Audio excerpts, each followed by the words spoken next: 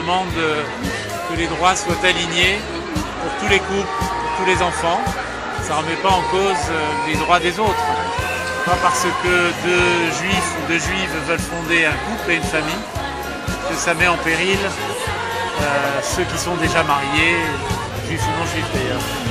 Donc le nombre ne fait pas la légitimité, Franck? Ben non, on le sait bien, hein, en 1792, les juifs ont acquis la pleine citoyenneté, ils représentaient une toute petite minorité de la population française.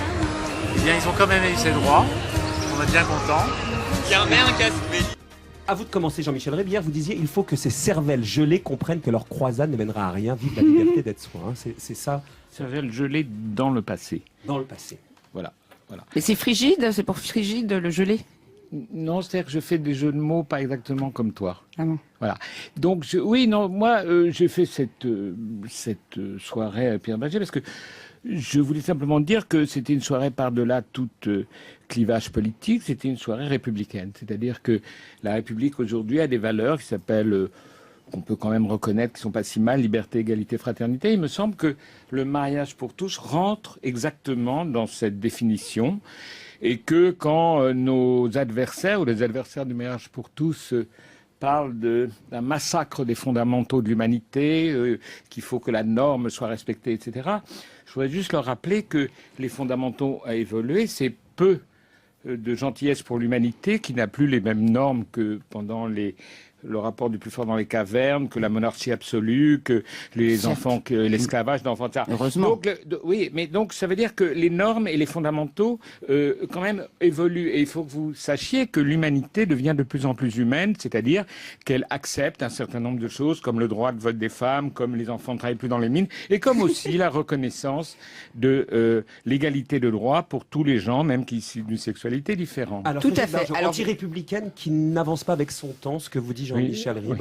Non, mais on n'est plus dans les mines, on n'est plus au 19e siècle. Et je suis aussi républicaine que vous, cher Jean-Michel. Liberté, égalité, fraternité, c'est justement en préservant la filiation qui vient de l'homme et de la femme. J'ai pas dit spécialement. C'est quoi? Attendez, la filiation, ça vient pas que de l'homme et de la femme, ça vient aussi des idées, ça vient aussi de l'art. Je peux juste expliquer mais deux vous, secondes. oui, Alors, vous deux avez, secondes. Notre slogan principal, c'est tous nés d'un homme et d'une femme, et c'est ça qu'il faut préserver dans le droit civil français. Il n'empêche pas qu'aujourd'hui, nous, effectivement, il y a des familles qui sont élevées, qui élèvent différemment. Mais pour l'égalité des droits des personnes qui s'aiment, qui sont homosexuelles, on est entièrement d'accord. Et moi, je peux vous dire, je suis la première, Frigide Barjot, à dire que l'égalité patrimoniale et le couple doit être le même. Mais l'enfant, c'est lui qui va être la troisième personne du foyer. Cet enfant-là, il a droit à connaître ses origines, il a droit à connaître sa mère, il a droit à connaître son père, même s'il est élevé par un père qui n'est pas le père biologique. Et il ne faut pas couper ça.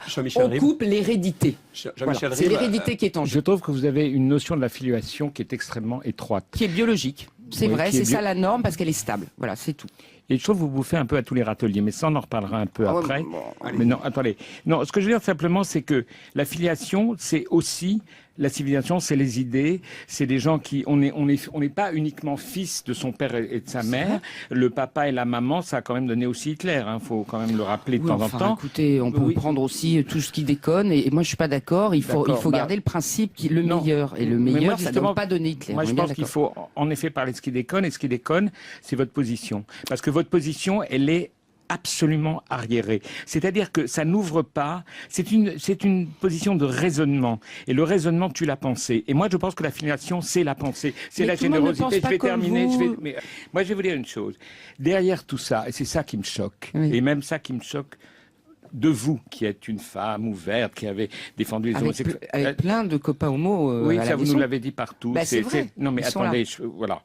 C'est que derrière tout ça, c'est un peu comme l'antisémitisme latent. Il y a une homophobie qui est absolument Si, parce que je trouve que je m'inscris en faux. Mais peut-être pas de vous, mais il y a quand même contre l'homophobie aujourd'hui dans des milieux qui avaient du problème avec les homosexuels. Oui. Ça, c'est vrai. Mais moi, je pense que votre mouvement, ça a réveillé, peut-être pas chez vous, j'en conviens, je vous fais grâce de tout à fait votre sincérité à ce niveau-là, mais je vous assure que j'ai entendu des choses, moi. Vous avez un petit copain derrière qui est là, tout blondiné, qui a dit des choses très, très choquantes, et j'ai entendu, moi, il n'est pas allé voir le président. C'était la comparaison de François Hollande avec Hitler. Écoutez, attendez, je peux parler un petit peu, merci. Allez-y. Je veux dire que Moi, peut-être vous, en hérésie enceinte du mariage homme-femme et de l'Église catholique en plus, je peux, parce qu'on s'est déjà vu quand même autour de Golgotha Picnic, on a déjà eu quelques petites discussions aussi. Non, je vous ai viré Civitas. Non, là, on va pas rentrer dans ça. C'était une pièce de théâtre, donc avec Jésus qui était. Non.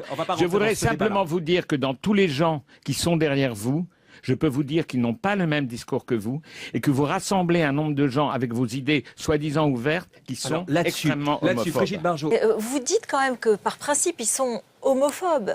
Eux disent non, on défend. Enfin, ils sont obligés de dire non. Mais évidemment qu'ils sont homophobes. En tout cas pour la plupart d'entre eux. Vous diriez Qu'est-ce que c'est que cette histoire ? Chacun son bon pédé, comme chacun avait son bon juif.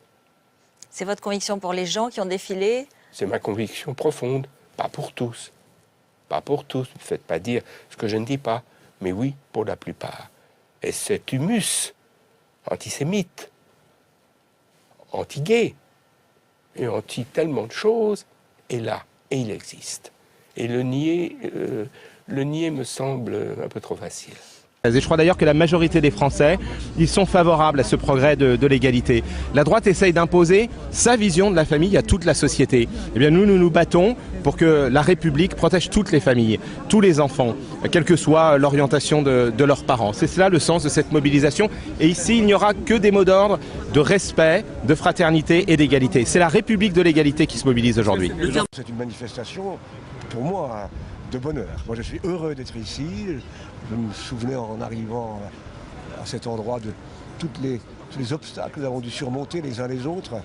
Voilà, et enfin, c'est presque gagné. Jusqu'au bout, il faut tenir bon, bien sûr. Jusqu'au bout, il faut tenir bon. Et puis, je crois que les Français vont nous suivre. Et puis, vous verrez que le mouvement s'amplifiera, qu'une dynamique se créera. Il y aura d'autres questions à résoudre. Mais c'est une belle étape, c'est un beau jour.